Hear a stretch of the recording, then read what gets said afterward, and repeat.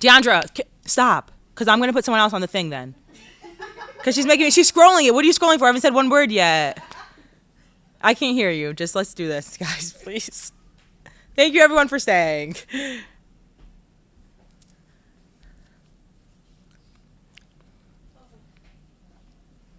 by. 3, 2.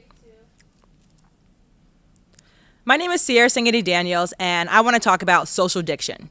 Diction is pretty much a fancy way to say word choice. So what we're talking about today is society's word choice. So your decision as a member of society to use the word pussy instead of baby, and gay instead of lame, and retarded instead of slow. It's your decision to jokingly claim your awkwardness as anxiety, your normal human emotion as depression, and your slightly hideous middle school ex-boyfriend as a trigger for your PTSD.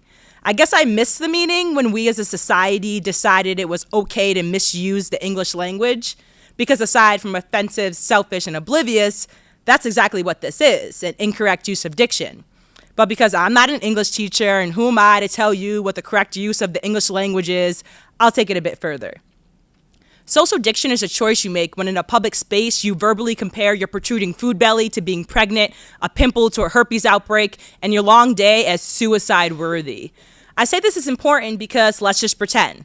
The person sitting to your right is currently growing a child in her belly, and she'll tell you that constant cramps and bleeding can't at all be related to eating too much pasta. And let's just pretend the person sitting to your left actually does in fact have herpes, so that joke about the obvious pimple cornering your upper lip isn't as funny as it seems.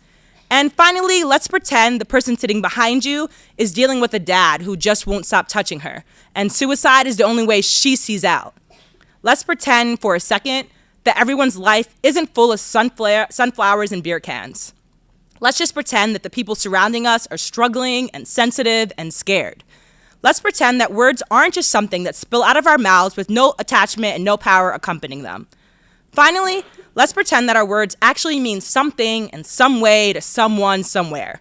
By now, you either see where I'm going with this, or you're labeling me as a snowflake. But with no time to get into labels, I say it's your choice. So you can choose to view me as a politically correct snowflake, you can laugh and say I get offended by everything, or you can look at me, listen to what I said, and decide that I just care. I care how people feel, and I care how I make others feel. I realize our words, our diction, contributes to society. What we say, what the people around us are used to hearing, that is societal norms. Just as easily as I can choose the word homeless to describe my outfit, I can swap in like I just rolled out of bed, because I know the person in front of me might not have a home. And I get it. It's hard to think before we speak. I sat at a desk in alternative education every other day in middle school because I failed to think before I spoke, and often told the teachers a little too much of how I felt.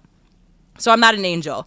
I'm not pretending to be this perfect person who's always nice and kind and sweet, because I'm not that. I'm simply hoping to bring awareness. Awareness of the fact that we have this great power at our lips, with our mouths, and our voice. We have the power to stop targeting people without even knowing we're doing so. We have a power to use our words to comfort instead of pain, welcome instead of ostracize, and understand instead of offend. We have the power to stop blaming things on society, and finally, despite the difficulty, accept things are the way we make them out to be.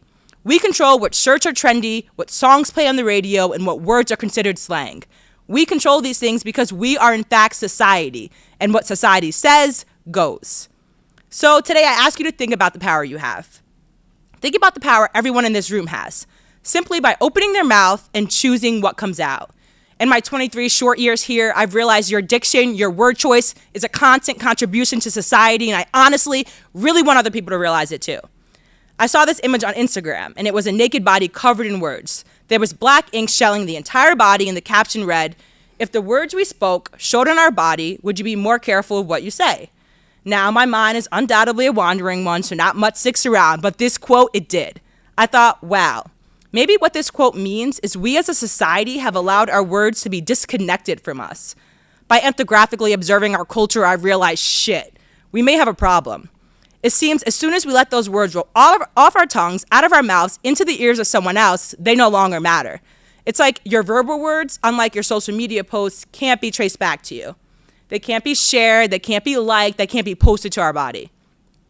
It's as if we feel those words are no longer a product of us, and sometimes because they've already been said, they have somehow in a way been forgotten, and therefore those words we choose to use in the context that we choose to use them are nothing to be concerned about. But that's not true, because our words leave imprints on others. Even if it's just someone looking for the validation that it's okay to say I'm the whitest black person you've ever known based off the texture of my hair, the music I listen to, or the new shoes I just don't care to have. My point is to see things from a different perspective. Because although you don't see it as an insult, I see it as disrespect to the other half of my culture. We know society tells us my hair, the one that doesn't form into an afro, is somehow better, or the way I spell my name is a whiter version of Sierra, and that somehow makes it pretty cool. But I can't ignore the fact that there's absolutely a difference between seeing things as offensive and taking offense to things. I feel that deserves some clarity. I guess I'm lucky that I don't have visible handicaps, because I can choose to ignore people's incorrect use of words or their blatant disregard to the sensitivity of others. I think I've got it pretty easy. Sure, I have my own struggles, because everyone does, but I've never been diagnosed with a mental illness, I haven't had an abortion, and as of right now, I'm pretty sure I'm categorized as straight. I'm confident, and usually on my good days, people seem to like me.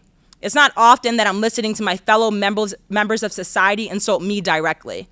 So I don't really have this personal story that I'm choosing to share with you. I don't have one time someone said one thing that really offended me and in turn made me an advocate for the rest of the world. I just have my observations. I have my journalistic tendencies to listen a little deeper and ask a few more questions to people that not everyone necessarily wants to talk to. In that time, I've developed an awareness for people, words, and the impact they have on society. And today, my only hope was to pass some of that awareness on to you. Thank you.